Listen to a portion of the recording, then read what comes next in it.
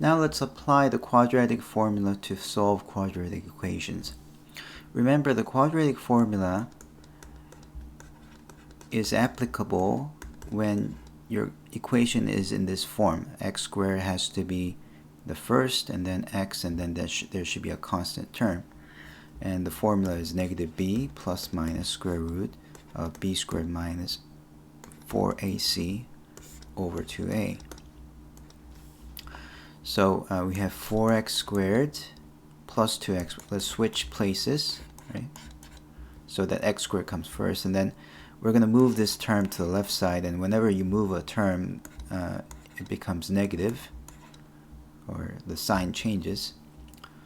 Then we have that a is 4, b is 2, and c is negative 3. So we can now use the quadratic formula, which is negative of b plus or minus square root of 2 squared minus 4 times negative 3 over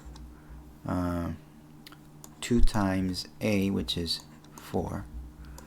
And then this is negative 2 plus or minus square root 4, and then minus is plus.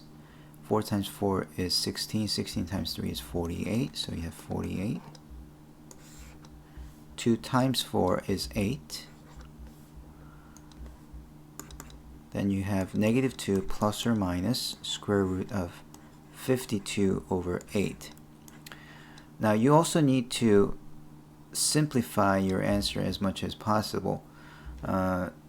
Any square factors inside the square root should be brought out. Say 52 is divisible by 4. This is actually 4 times 17. No, it's actually 13. 4 times 13. And 4 can come outside as a 2. So that this is equals to negative 2 plus or minus 2 times radical 13 over 8. And now, as you can see, 2, 2, 8, these are all even numbers, so you can divide everything by 2, and you get negative 1 plus or minus square root of 13 over 4 as the final answer.